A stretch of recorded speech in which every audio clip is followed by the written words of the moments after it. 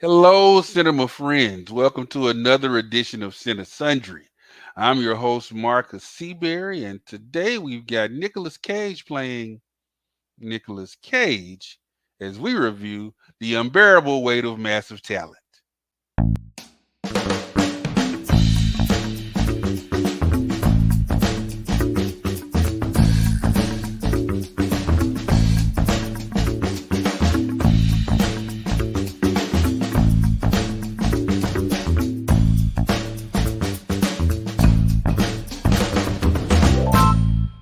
Okay, now before we get into our review of The Unbearable Weight of Massive Talent, I want to remind you about our rating system.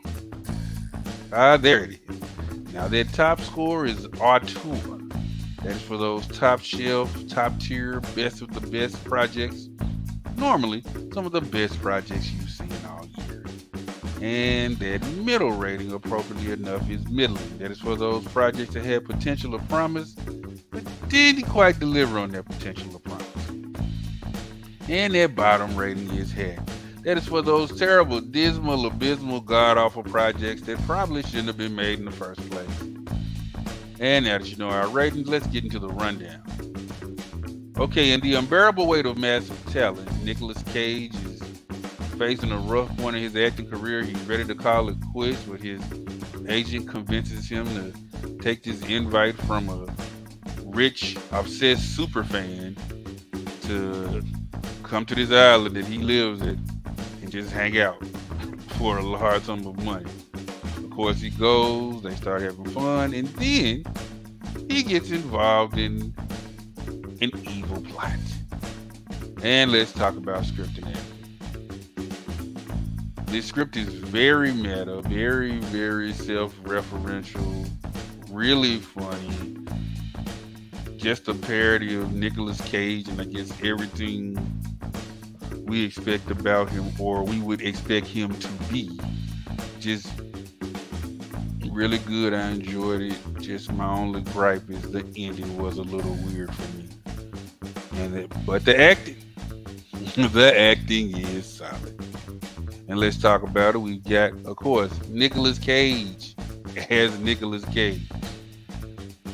Just everything you love about Nicolas Cage, all the quirks and weird sensibilities cranked up to 10. You know, from the Nicolas Cage movies of your youth like a Con Air or a Face Off or Moonstruck to, even his later stuff where you're like, hey, he still got it. Like Kick Ass, It's Nicolas Cage, Yeah, sure, he may be guilty of choosing quantity over quality, but you know that he's still capable of some good performances, and this is a solid Nicolas Cage performance. And we also have Sharon Horgan. Now, she's Olivia. She is his ex-wife. She cares for him deeply, but just his antics and need to always be the center of attention kind of starts to wear down on her and wear her out. And you see the frustration / love throughout her performance, and it's interesting to watch. And of course, we also have Pedro Pascal. He's kind of the man of the hour. He was in Wonder Woman 1984. He was on Game of Thrones, and he's the Mandalorian, Mando himself. He is Javi Gutierrez, the poor little rich guy, kind of detached, not quite in tune with all of reality, kind of gullible, not quite aware of what's going on around him. It's a different kind of performance from Pedro Pascal. And also, it seems like him and Nicolas Cage must have really bonded because their whole little bro chemistry is just perfect. They really seem like they enjoy each other's company and they like hanging out with each other. Good work. And we also have Tiffany Haddish. Tiffany Haddish is Vivian. She is a cop that's been assigned to the island trying to foil the evil plot.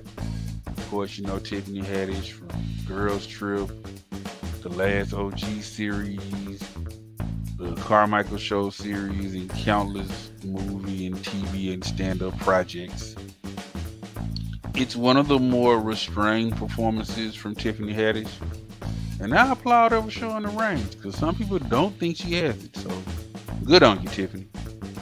And finally, rounding out our cast of characters here is Paco Leon. He is Luis Gutierrez. He is Javi's very unstable, very crazy, very dangerous relative. He is a villain, pure and simple. He is evil. Big villain energy. It's over the top. It's a bit of a scenery chewing performance. But again, this is a parody. This is over the top. I think it works well. And let's talk about director's technique. All right, the director of this movie is Tom Gormican. So far, he has directed 2 other things: the Ghosted TV series and a movie called That Awkward Moment with Miles Teller and Michael B. Jordan. He's also a writer. He has several more writing credits. He's kind of getting into the directing field. It's a fun film. His choices for directing keep the fun.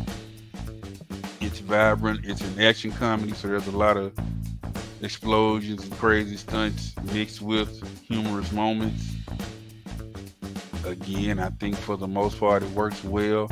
I don't know if he's found his voice as a director yet, but I think he's well on his way, and I want to see more work from him. And let's talk about sentiment and rating. Sadly, my sentiment was one of a bit of letdown. I liked the movie so much, and I thought the movie worked so well up until the ending.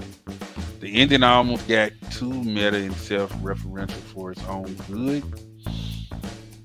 Kind of just bummed me out. I thought it finished well, but it just didn't quite match what I was looking for. I mean, I figured you get Nicolas Cage playing Nicolas Cage. I thought that should have been like a cakewalk, out the park home run, slam dunk layup. Insert sports reference here.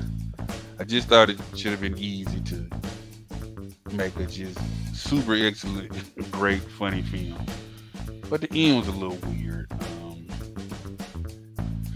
So for that reason, I've got to give The Unbearable Weight of Massive Talent a rating of middling. It's still a good film, still funny.